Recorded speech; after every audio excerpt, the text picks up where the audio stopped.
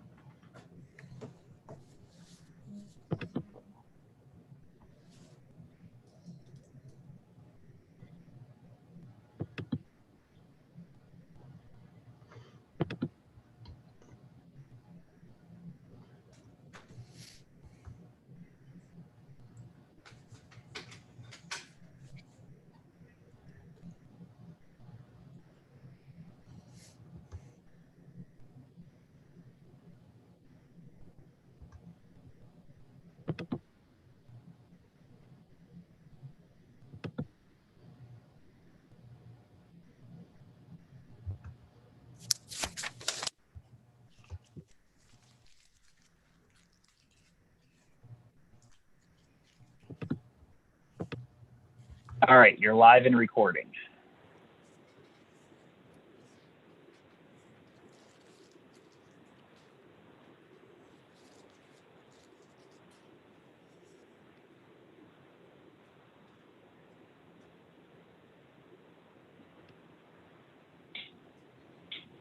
Taylor, hear you. You're live and recording. Who's going to run the meeting tonight? All right. We'll call it to order at 6:54. We'll do roll call. Hankerson is absent. Hamilton. The mouse present, his mic is muted. McCreary. Here, present. Oh, I'm All sorry. right, I'm here. Terry's on. Chief's on. Brian's on. I'm on. All right, your first agenda item is the minutes from April 26, 2021.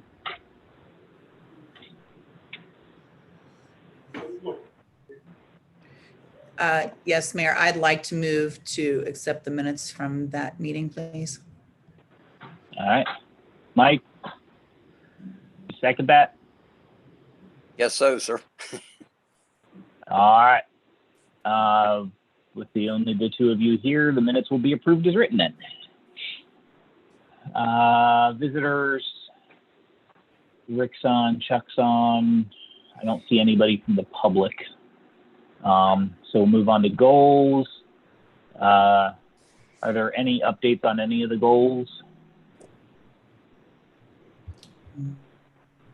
Hearing none. Nope. Wait. All right. Hearing on. Carrie, what's your safety committee report? My safety committee report is that we did order the we ordered the speed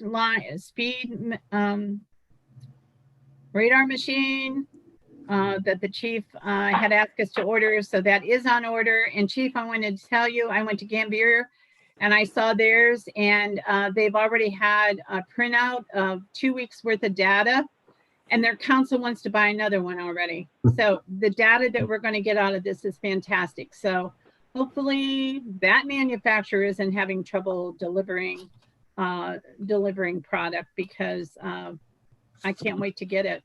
It'll be cool. The other thing I wanted to talk about is there have been some concerns with the new Dollar General store access.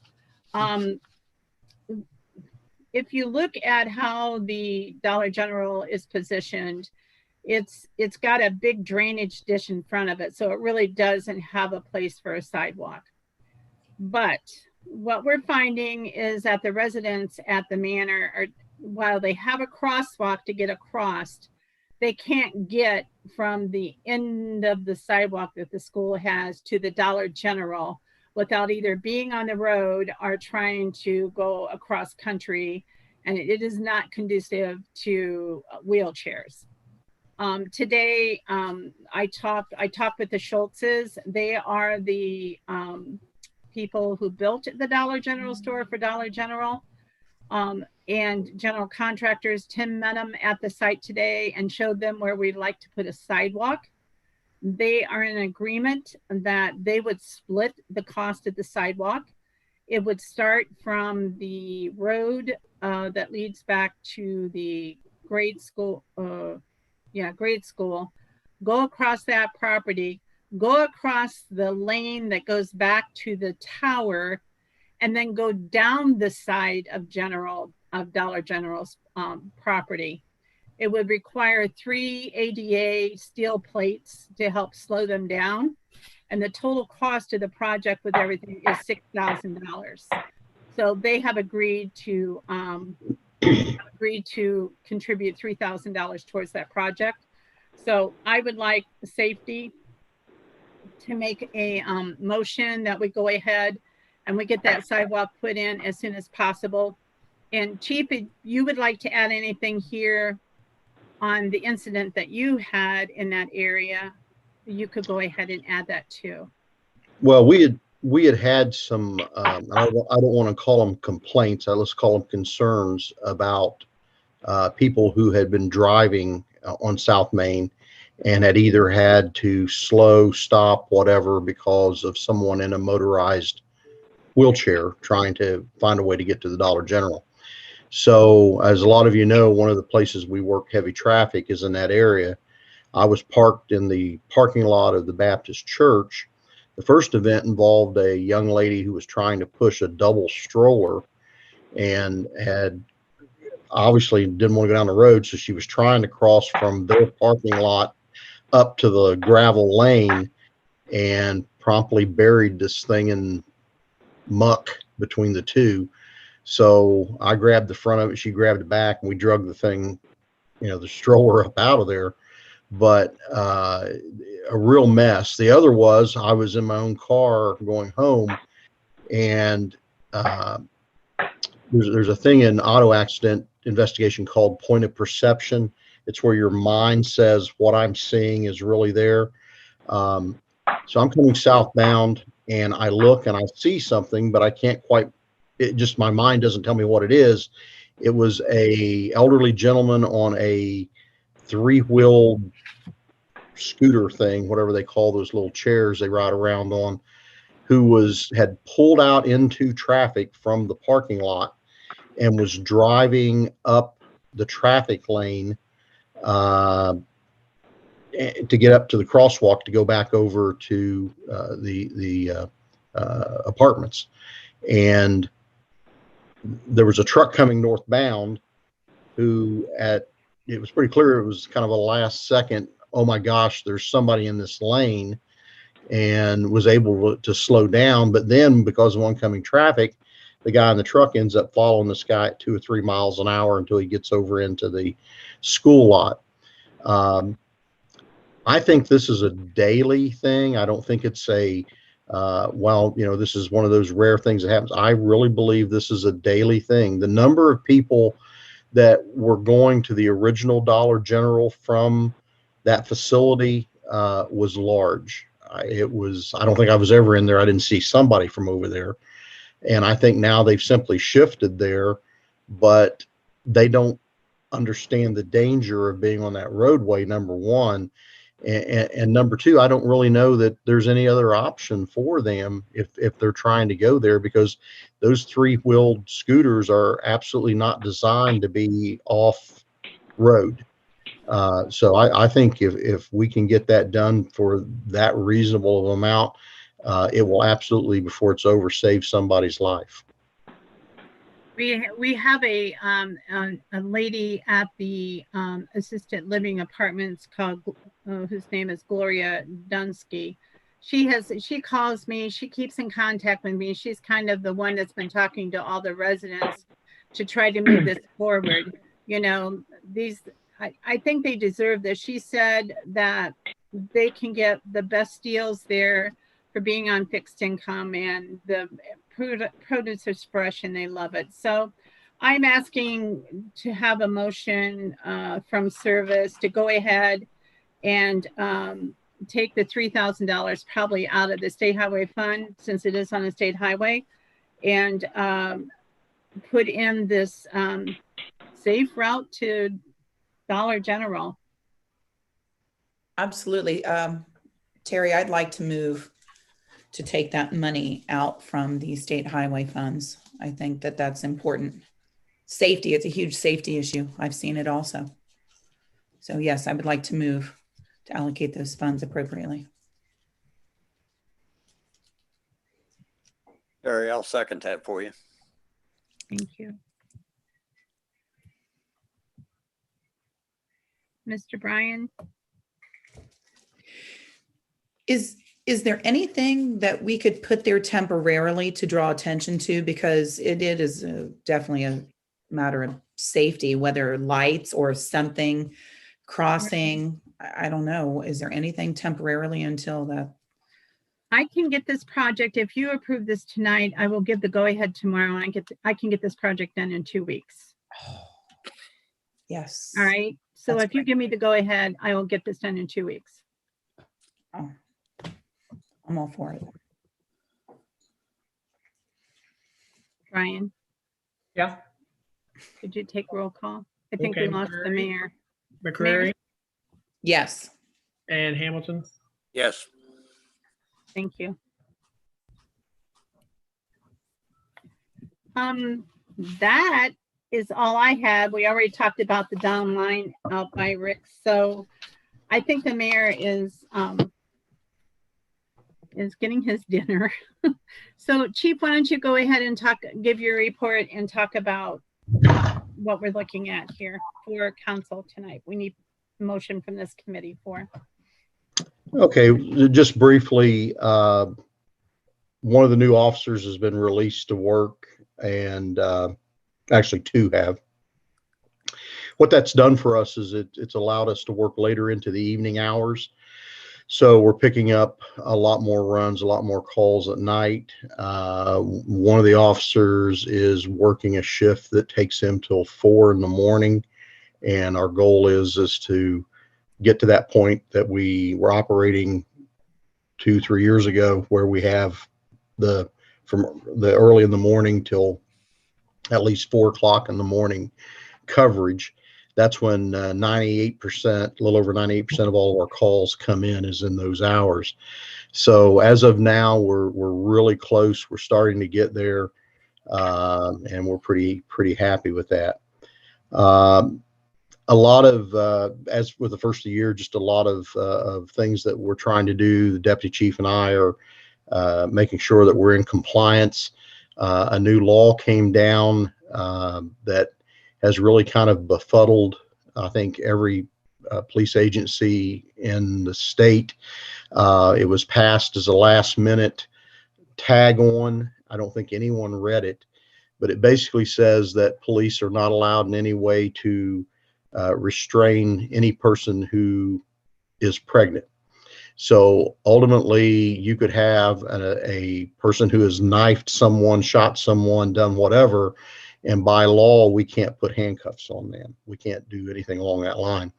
There's an urgency, and the Attorney General Yost is working along with some members of the Senate to get that changed, modified, so that it actually makes some semblance of common sense, which it doesn't do now. And for any of you, I know at least one person here will understand what I'm about to say. Anyone that thinks that a 100-pound young lady can't rock your world when it comes to slapping you upside the head or whatever has not been around much. So it's a true officer safety issue, and we're following that very closely. We just got going. We just were able to get through, make sure all of our state mandates as far as licensing and things for the officers, the leads terminals, all that are up to speed, that we're good on all of that. And we've been updating our rules and regulations. As soon as I get that completed, then my intention is to send a copy to Terry and the mayor so that would be available. I haven't decided yet whether we should have a hard copy anywhere other than here. Probably just as easy to access from the website. So, and I agree with Terry also, the website that we're looking at going to, that she has discovered, has been looking at, is such an upgrade from where we were. There's so much we can do with that that's community oriented, the community service policing sort of items that we can do online where it's interactive, and that's huge. Finally, we talked about this. It's been a little while back now, but we were approached by the mayor of Thurston, who was interested in entering into a partnership with us for their police services.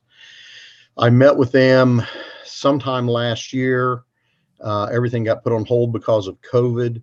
So we just a few weeks ago got back together.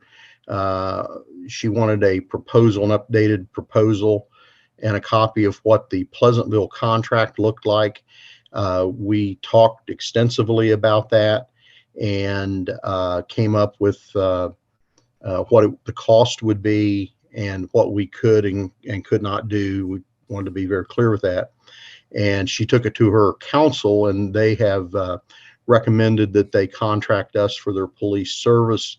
They would like for that to begin on July 1st. It would ostensibly, it would be the same as what we're doing in Pleasantville, a respond to call sort of thing and random patrols through the area. The good part about it is if we get a call to, for example, Pleasantville, we drive through Thurston. So if it's a non-priority call, we're already going through, we could make our loop around over there on the route over, like, for example, a parking complaint. We could go ahead and make a loop around over there on the way, go over and handle that call, and then come back through. So it's I think it's a good thing all in all. I think it's a great segue for the two villages to take a deep breath and say, look, there's a lot of things that mutually together we can get done and we can accomplish. They're very open to working with us right now. And I would like council to consider the contract. Jeff Faco has worked on that. And I think, Terry, did he get that sent to you today? I sent that off and I think I forgot to copy you. Let me Okay. forward that to you. Okay. Sorry. But he and I were on the phone quite a bit today just to make sure that we had everything in there. And ultimately, the cost to them is $23,000 for a response to call service. That's somewhat higher than Pleasantville is currently in their contract. But this contract reflects the increased cost in personnel and the increased cost in fuel, which doesn't seem to have a ceiling on it at this point.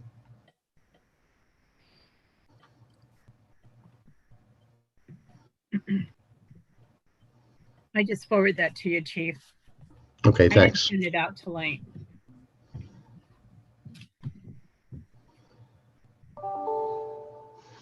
Just got it, Terry.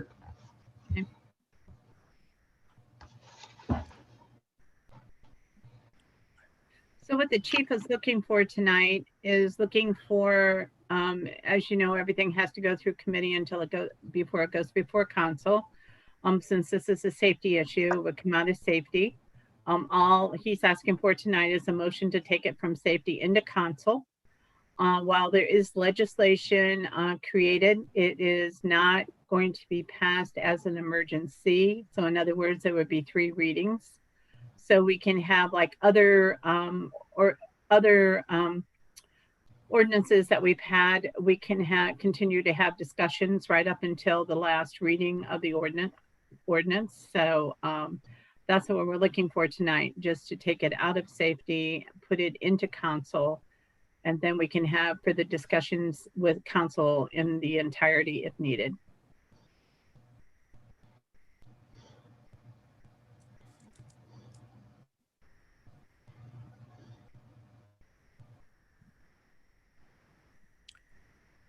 You just need a motion on that, Terry? Yes. Okay, I'll make a motion that we enter an agreement with the Village of Thurston for $23,000. Is that a year, Chief? It's a year, yes. Okay, for 23,000 a year with the village of Thurston to provide them police protection as needed. And I will second that.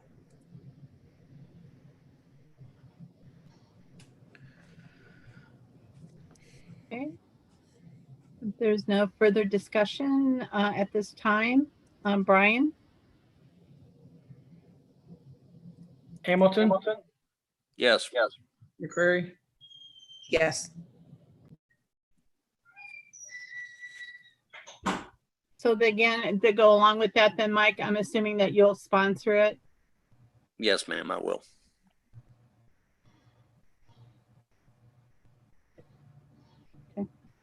So that'll move on to the council agenda then, and the mayor will amend it once we get there. Are there other things in safety we need to talk about?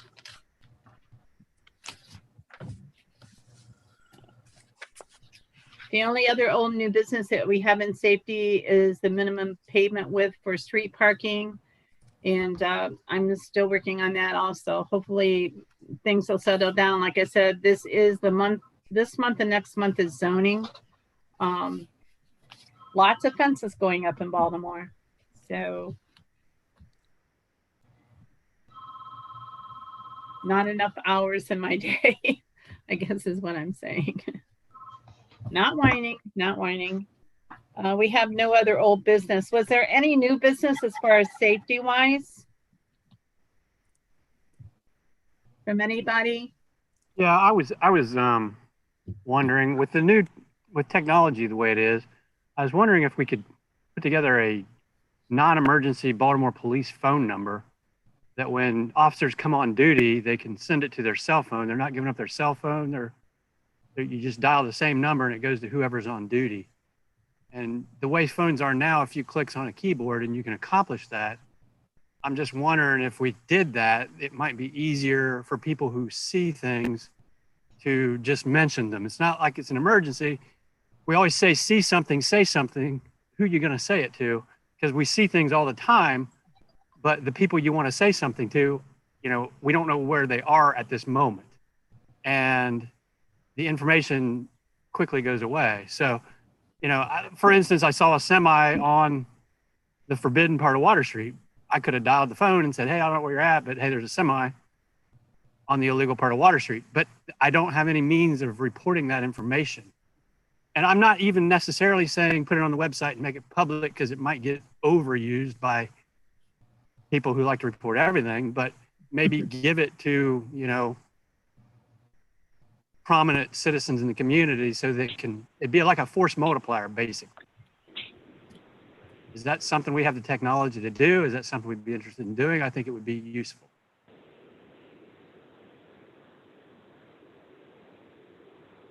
That I can't answer. I am not a techie person, but we could always investigate to see if that is something we could do. There's the techie person, Mayor. Sorry, I had to step away for a minute. I came in and talking about a phone number or something. So Yes. what was the suggestion?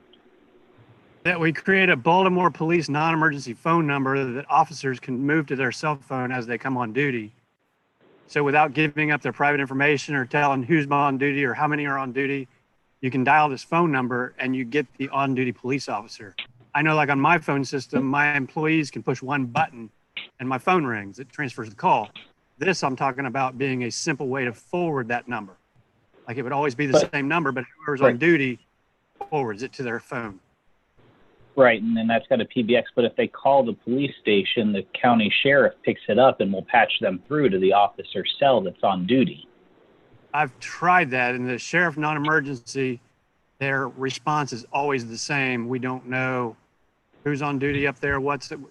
That's what they've told me every time I've called sheriff non-emergency. So I don't know if that's accurate, but I know that I've experienced that every time I've tried it.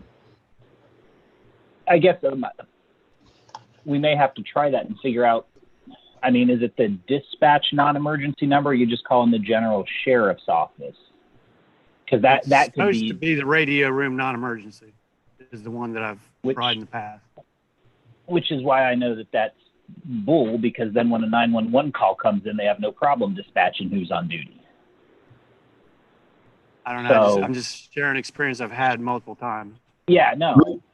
Can I say something here? Yeah, We- sure. Yeah.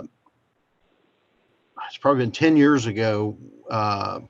We had a duty cell phone, and the way that we had two things back then. You could call in, and we had a voicemail number. You could leave, hey, I need information, or here's something I'd like you to know about, or whatever. The problem with that was we had people calling in on that, and it clearly said, if this is any kind of a police emergency, do not leave a message, hang up, dial 911. And, the guys are out there busy. They come in after 2 or 3 hours. We find out that somebody's calling because somebody's breaking in somebody's house and left a message. So that is a reason we did away with that. The phone, I think, and if you give me about a week on that, I think that there's actually an app that you can purchase. Now, I don't know how that works universally, but I know within the body of an organization, like for example, all of council and all the employees could be on this app, and like the mayor is going to declare a snow emergency. He can push one button and it will text to all of us that message, or he can send a voice message, or he could leave a message. And it's all from the phone. It's just, you push a button on your app and it comes right up, and there you are. But I'll look into that. The idea of carrying the phone, we have a patrol phone that we carry. It's not really been utilized for that, just because the real purpose of it has been that if we're calling somebody, we really don't want to have our own personal cell numbers. Right. Understandable. That's what that's about. But I guess, that kind of intrigues me a little bit. I wonder, I guess my thought process takes me to, I wonder what the cost factor would be to simply have 2 mirrored phones, or however many, and permanently affix those inside the cruiser. So that if you dial the one number, it would, if you got 3 phones, let's say all 3 of them would ring. Yeah, If you only got one car out, somebody would pick that up and they could, take the call there. Yeah, the events of what was a week ago or so, I mean, we see things like that all the time, but we don't always know how to say, yeah, this just looks weird. Maybe you should just come check it out, because that's what that was. And it was weird, absolutely. and he had bad intentions. Yeah. And you can get those reads, and I certainly shouldn't be calling emergency for those. And I can't even begin to tell you how many impaired drivers we encounter. I mean, and I don't want to get any credit for reporting them or calling them out, because it would harm my business, but you would be shocked. I mean, people don't run into Dollar General by accident. They're probably impaired, and that building's already been run to at least once already. I mean, the people who are in town all the time see this all the time. And like I said, we're always saying, see something, say something, but who do you say it to? Well, and the point the mayor made is that, and I guess, and to play the devil's advocate side of it, a lot of times we get those calls and it ends up ultimately in an arrest, and then we have to be able to show probable cause.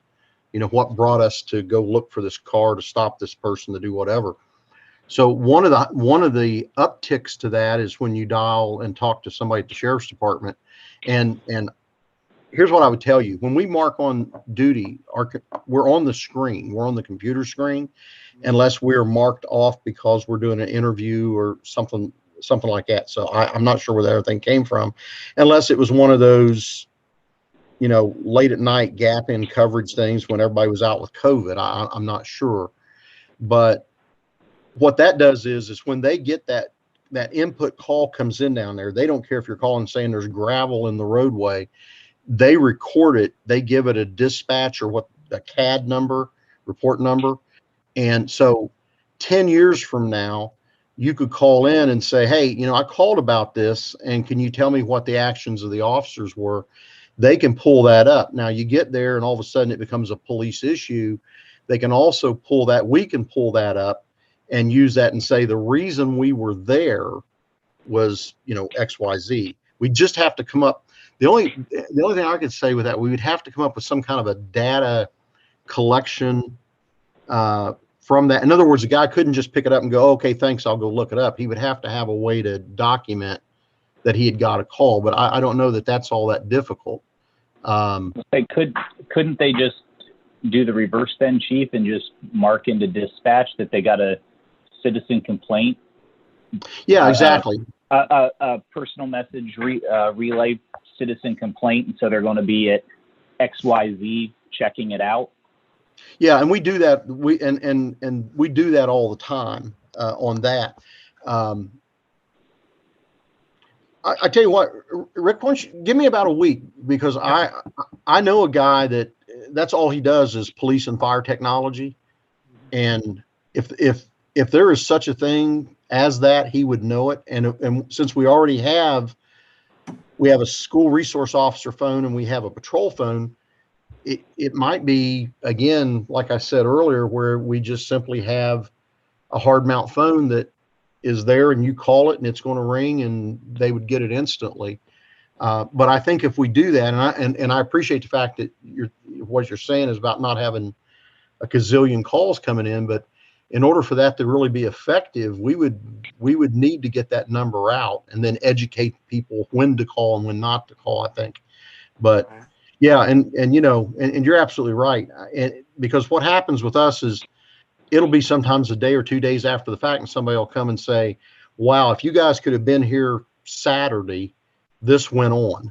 And well, that's great, but now it's Monday or Tuesday, there's and that's usually the case. When you're seeing it in real time, it's like, who are you going to tell?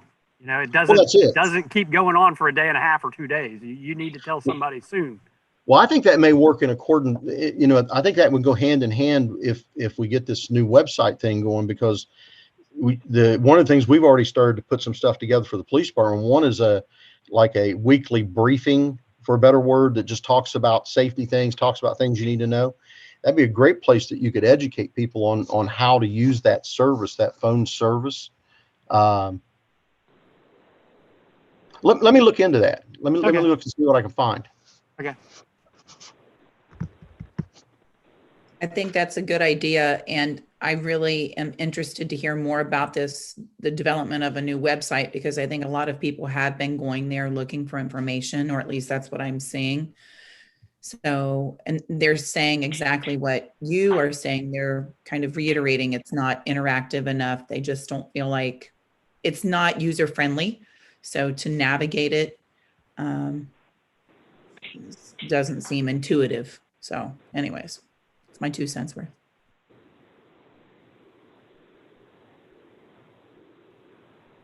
Cool.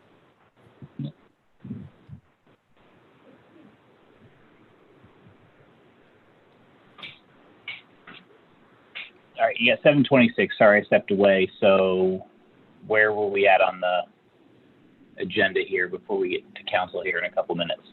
Oh, we're all done. All right, then. We just need to adjourn. I'll make the motion. And I'll second that. All in favor? Okay. Aye. Aye. All right, so you'll adjourn safety at 7:26. All right. Let me pause the recording, and we got another 4 minutes until